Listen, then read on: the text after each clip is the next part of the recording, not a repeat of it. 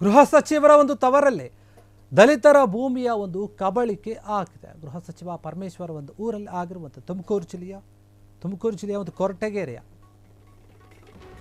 ಗಟ್ಲಹಳ್ಳಿ ಏನಿದೆ, ಗಟ್ಲಹಳ್ಳಿಯ ಒಂದು ವಾಸಿ ದಲಿತರ ಮಹಿಳೆ ಏನಿದ್ದಾಳೆ ಲಕ್ಷ್ಮಮ್ಮ ಎನ್ನುವಂತಹ ಮಹಿಳೆ ತಮ್ಮ ಭೂಮಿ ಕಬಳಿಕೆ ಆಗಿದಂತಹ ಒಂದು ಗಂಭೀರ ಆರೋಪವನ್ನು ಮಾಡ್ತಾ ಇದ್ದಾರೆ. ತುಮಕೂರು ಕೊರಟಗೆರೆ ತಾಲೂಕಿನ ತುಮಕೂರು ಜಿಲ್ಲೆ ಕೊರಟಗೆರೆ ತಾಲೂಕಿನಾದಂಥದ್ದು ಕೊರಟಗೆರೆಯಲ್ಲಿ ಆದಂತಹ ಸರ್ವೆ ನಂಬರ್ 103 4 ಎಕರೆ ಜಮೀನಿದೆ. ಆ ಜಮೀನು ಏನಾಗಿದೆ, ದಾಖಲೆಲ್ಲವೂ ಕೂಡ ನನ್ನ ಹೆಸರಲ್ಲೇ ಇದೆ ಅಂತ ಲಕ್ಷ್ಮಮ್ಮ ಹೇಳ್ತಾ ಇದ್ದಾರೆ. ಆದರೆ ನನ್ನ ಜಮೀನಲ್ಲಿ ಅದಾರೋ ಜಮೀನಲ್ಲಿ ಅಕ್ರಮವಾಗಿ ನರಸಿಂಹರಾಜು ಅನ್ನೋರು ಮತ್ತು ಅವರ ಮಕ್ಕಳಿದ್ದಾರೆ. ನನಗೆ ಅನ್ಯಾಯ ಆಗಿದೆ, ನರಸಿಂಹರಾಜು ದಾಖಲೆ ಇಲ್ಲದೆ ಜಮೀನನ್ನು ವಶಪಡಿಸಿಕೊಂಡಿದ್ದಾರೆ ಅಂತ ಆರೋಪವನ್ನು ಮಾಡಿದ್ದಾರೆ ಲಕ್ಷ್ಮಮ್ಮ. ಈ ಒಂದು ವಿಚಾರದಲ್ಲಿ ನಮ್ಮ ಜಮೀನು ನಮಗೆ ಕೊಡಿಸಿ ಅಂತ ಅಳಲನ್ನು ತೋಡಿಕೊಂಡಿದ್ದಾರೆ ಲಕ್ಷ್ಮಮ್ಮ. ನೋಡಿ, ಸಂಬಂಧಪಟ್ಟಂಥ ಅಧಿಕಾರಿಗಳಿಂದ ಸೂಕ್ತ ಪರಿಹಾರಕ್ಕಾಗಿ ಆಗ್ರಹವನ್ನು ಮಾಡ್ತಾ ಇದ್ದಾರೆ.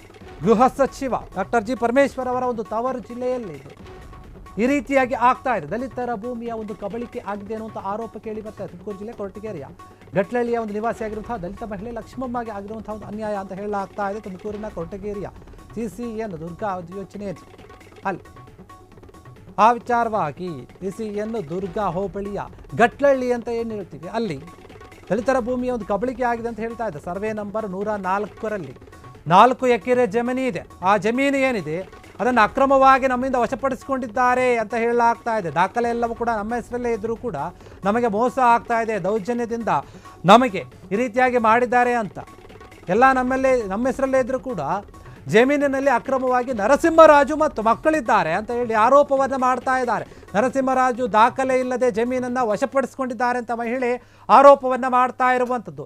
ಗೃಹ ಸಚಿವ ಡಾಕ್ಟರ್ ಜಿ ಪರಮೇಶ್ವರ್ ಅವರ ಒಂದು ತವರಿನಲ್ಲಿನೇ ಈ ರೀತಿಯಾಗಿ ಆಗ್ತಾ ಇದೆ. ದಲಿತರಿಗೆ ಅನ್ಯಾಯ ಆಗ್ತಾ ಇದೆ, ಅವರ ಭೂಮಿಯನ್ನು ಕಬಳಿಕೆ ಮಾಡಿಕೊಳ್ಳಲಾಗ್ತಾ ಇದೆ ಎನ್ನುವಂತಹ ಒಂದು ಆರೋಪ ಕೇಳಿ ಬರ್ತಾ ಇದೆ.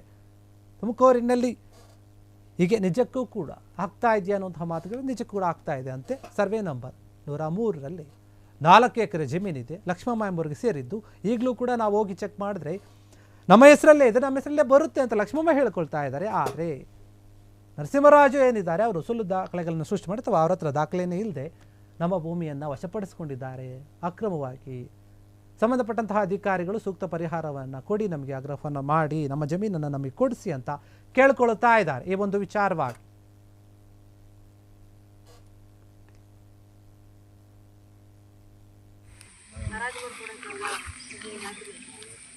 ಆಯ್ತು ಆಗ್ತೀನಿ ತಲೆ ನಾವು ಅದೇ ಡಾಕ್ಯುಮೆಂಟ್ಸ್ ಬಾ ಮಾಡ್ಕೊಂಡು ನೋಡೋಣ ಬಾ ನಾವು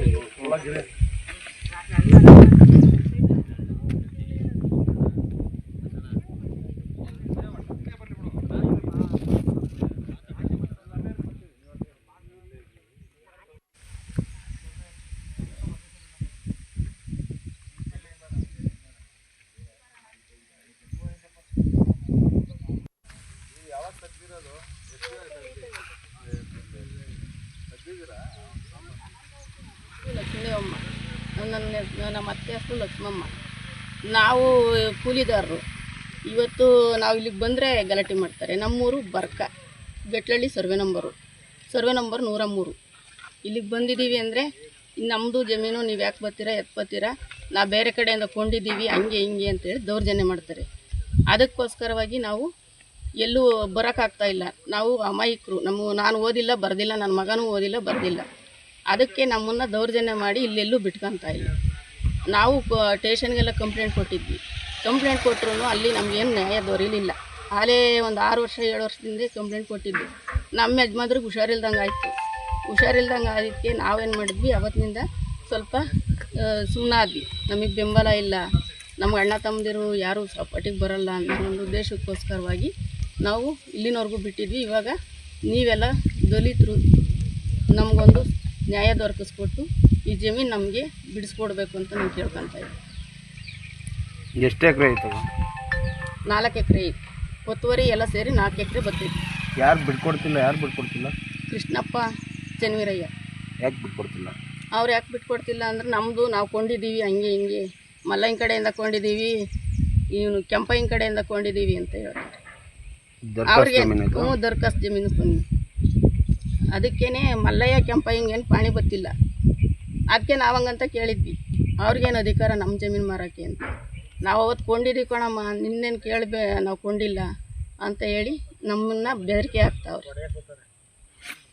ಬಡಿಯಕ್ಕೆ ಬರೋದು, ಏನು ಬೇಕಂದ್ರೆ ಅದೇ ಮಾತಾಡೋದು, ಅದು ಹೆಂಗೆ ಬತ್ತೀಯ ಬಾ ನೋಡೋಣ ಅನ್ನೋದು ಎಲ್ಲ ಮಾಡ್ತಾರೆ. ಅದಕ್ಕೆ ನಮಗೆ ನ್ಯಾಯ ದೊರಕಿಸ್ಕೊಡಿ ಸರ್.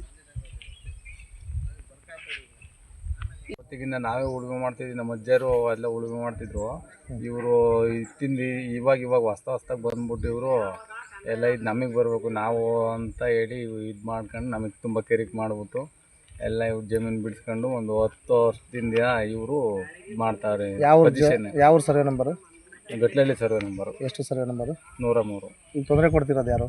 ಇವರು ಕೃಷ್ಣಪ್ಪ ಮತ್ತು ನರಸಿಂಹರಾಜು ಅಂತ ಹೇಳಿ ಅವರು. ಅವ್ರೇನು ಹೇಳ್ತಾವ್ರೆ? ಜಮೀನು ಬಿಡಲ್ಲ ಅಂತ. ಜಮೀನು ಬಿಡಲ್ಲ, ಬಂದರೆ ನಿಮ್ಗೆ ಗಲಾಟೆ ಮಾಡ್ತೀವಿ, ಹೆಂಗೆ ಹೊಡೆಯೋದು ಅಂತ ಎಲ್ಲ ಇದು ಮಾಡ್ತಾವ್ರೆ. ಅದಕ್ಕೋಸ್ಕರ ನಾವು ಏನು ಈ ಕಡೆ ಬಂದಿಲ್ಲ. ಇವಾಗ ನಮ್ಗೆ ಬೇಕೇ ಬೇಕು, ಬಿಟ್ಟರೆ ಜಮೀನೇ ಇಲ್ಲ ಅಂದ್ರೆ ಪಾಣಿ ಯಾರ ಹೆಸರಲ್ಲಿ ಬರ್ತಾ ಇದ್ದೀಗ? ನಮ್ಮ ಅಜ್ಜಿ ಹತ್ರ ಬರ್ತಾ ಇದ್ದಾರೆ.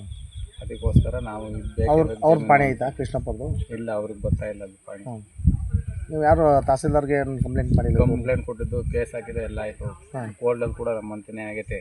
ಆದರೂ ಸಮೇತ ಇವರು ನಿಮ್ದೇನಿದ್ರು ತಾಮ್ಮ, ನಿಮ್ಮ ಹತ್ರ ಜನ ಇಲ್ಲ, ಏನಿಲ್ಲ, ಏನು ಮಾಡ್ತಾರೆ ನೋಡೋಣ ಅಂತ ಹೇಳಿ ಜನ ಸಹಾಯದಿಂದ ಇವರು ಇದು ಮಾಡ್ತಾರೆ.